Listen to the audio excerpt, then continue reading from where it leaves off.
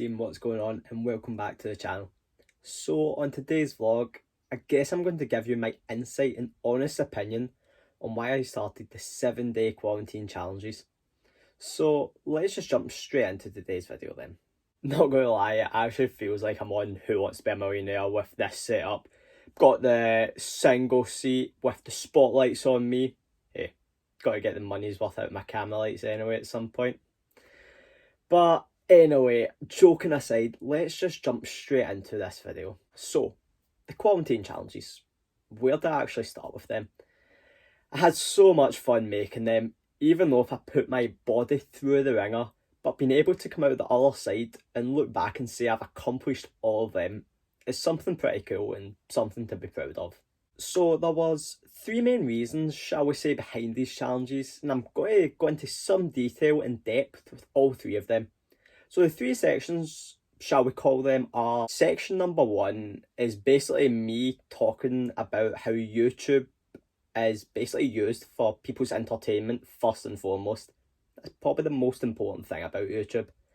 Then section number 2, I'm going to be discussing how I attempted to replicate the feeling of training in competitions where I push myself and have that constant will to win.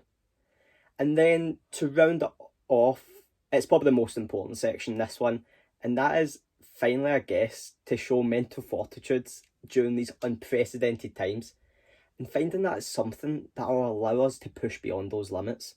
So, first off, let's talk about the entertainment factor. Of course, as we all know, YouTube is all about the audience and giving them something to laugh about or to even attempt at home. So I've watched so many YouTubers over the years, and this is something I want to at least bring to this channel. So yeah, the challenges I set myself were somewhat outlandish, to say the least. And I've had so many people comment and messaging me saying how mental I am or how much I must be dying from then. But the truth is, that is what I wanted to achieve. Now I think to be successful or for your guys' entertainment, we'll need to be a little bit mental at some point. But how far is too far? I guess only time will tell. With these challenges, I've had people point blank refuse to do them because they are either too challenging or the fact that injury was too high. So let's take the 500 chatting yard challenge for example.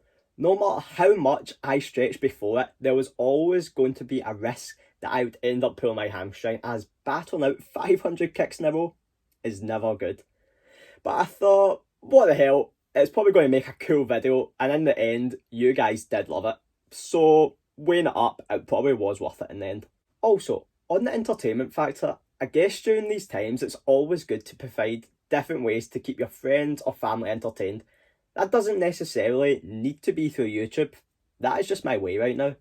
But I guess finding that a thing where you can provide entertainment for others is always a good return. But with these challenges, the fact that they were challenges really brought out people's competitive sides, which on social media is always funny to see. For example, let's take my first workout, which was inspired by the Al twins. Now, I'm good friends with them, but it makes for great entertainment, showing off a rivalry or challenge. Like, look at me, I'm better than you sort of thing.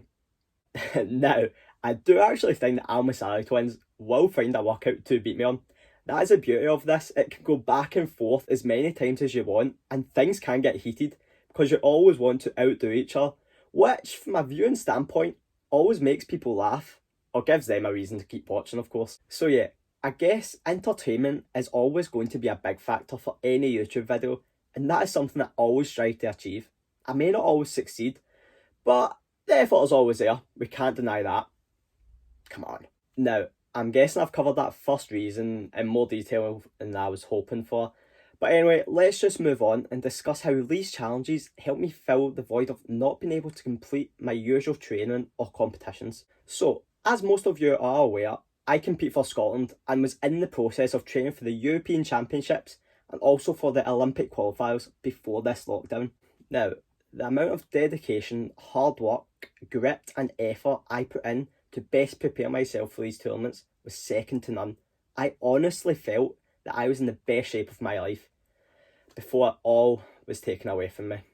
I guess that's why I started to vlog more often and do these challenges to try and fill that void that I was missing from the training and competing. I had to find some sort of way to recreate that buzz, that feeling of sheer grind and work ethic, which I have been used to for the past 20 years in the sport. Yep, 20 years this year in the sport of karate. Been training since I was 4, and 2 decades later I am still here.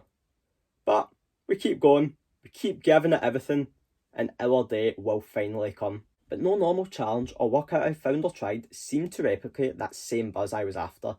So I spent some time going around YouTube and Instagram to find new extreme workouts that I could try and put my own twist on to create the same buzz and willingness to give it everything I had. I guess that's how I did come up with these challenges in the first place. Now, the challenges themselves were so demanding on the body, like going from 1,000 push-ups in under 1 hour one day to completing 500 Chatanyara kicks in under 1 hour the next, and then follow that on by completing 500 Ks back to back in under 1 hour. It was really taxing on the body, but I guess that is what I was missing, the feeling of putting your all into something and feeling the effects on your body knowing you put in a great shift of hard work. Now, karate is an individual sport for the most part. You go out and you compete on your own, not as part of a team. It's just you on the tatami, on your own. So you need to be mentally strong to deal with any challenge that may arise. And I guess that was another reason to train my brain to remember that fighting instinct and be able to react to any challenges posed my way. Now, in these workouts I knew everything that would happen, but I didn't know how my brain would cope mentally and if my mind could overcome the pain my body was suffering. And this is something that I wanted to put to the test. I guess I wanted to know that if my body started to give up at, say, push-up number 700 for example, my mind was mentally strong enough to carry on through it to the end of the workout and get me to my end goal. And it did. That happened on every single workout. And I guess that was why I was pushing myself to my limits, to show how mentally strong I was to make it to the end even if my body was wanting to give up. So yeah, we've covered the whole how I wanted to recreate an environment similar to that of karate. I just wanted to get that same buzz, that same feeling of putting your all into training and coming away knowing that you've given it everything, and also showing how mentally strong you are, even if you're not in the dojo or a competition. Just if you set yourself a challenge, knowing that you can see it out to the very end, knowing that you've given it every single thing that you've got in the process. That was the main reason for that one. Now, moving on to my final reason, and this one was probably the biggest driving force behind wanting to complete these challenges. Now, I briefly touched upon it in the previous reason, but I wanted to delve much deeper into it. So, this lockdown has, with everyone at some point, made them not have as much motivation or drive to complete even the simplest of tasks. For me, I'm either at training or at the gym or at work, so I'm rarely in the house, but being confined to one area for so long can make you question a lot of things. Now, I know myself and other people who have dealt with these challenges throughout this lockdown phase, where they have felt they have lacked a purpose or any will to even complete those simple daily tasks. Now, I know that each day is a battle for so many people, and for so many of those people, they rely on that human contact to be able to give them that little extra push when they do require it. Now, sadly, people have lost their battle during this lockdown period, sometimes due to this feeling of being inadequate or they aren't doing enough. This was something that really hit home when someone that I knew from school that was in the year below me, and someone who lived only 20 metres from myself, sadly took their own life during this lockdown. I'm not going to go into any detail, but it really hit home the severity of what this lockdown was doing on the mental health and well-being of any person in this situation. Now, for me, I wanted to give myself a purpose, something to do other than spend every single day training and doing gym work during this lockdown period, which I have been doing. But when motivation is lacking at certain points, you need a new challenge to prove something to yourself. And for me, this was the 7 days of quarantine challenges. Now, me being an athlete, I believe that I was already mentally strong, But during this lockdown, you sort of get chinks in your armour, so I had to go to extreme lengths to prove to myself how mentally strong I actually was. I wanted to prove to myself that when you are feeling like giving up, you have that extra gear, you can find it from somewhere to push through it and make it through the other side in one piece. I had to find some way to replicate that feeling, and that was through these challenges. Now, as I've said, your body will give up way before your brain will. It's just about finding a way to overcome that initial hurdle or barrier and break through it and know that you have the ability and strength to continue on. And if you believe it, then your body will automatically follow. This is the essence of mind over matter. Now, I went to extreme lengths to prove this to myself, but for some people, even the simplest of tasks should feel like an accomplishment. Like if you said, I want to get up by this time in the morning, and you achieve it, that has proven to yourself how mentally strong you actually are. You set yourself a goal and you followed through on it. People are pushed to their limits at times, but the will to never give up is ingrained in so many of us.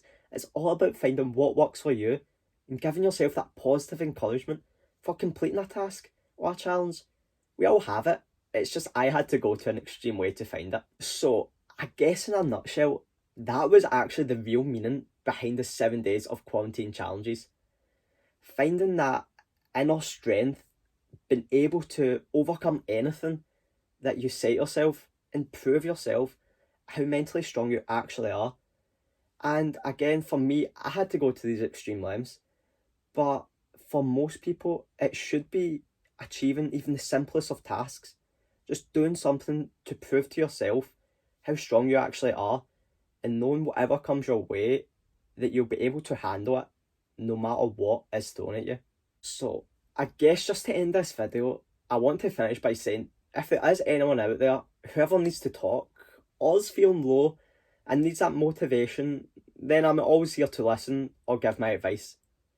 Now, more so than ever, people should communicate and know someone is always there for them so they don't have to go through anything alone. Now, I know this video was quite full on, but if you have made it through this far, then thank you for taking the time to listen and understand my point of view. So I guess all that's left to say is, thank you team, so stay safe and I'll catch you in the next one.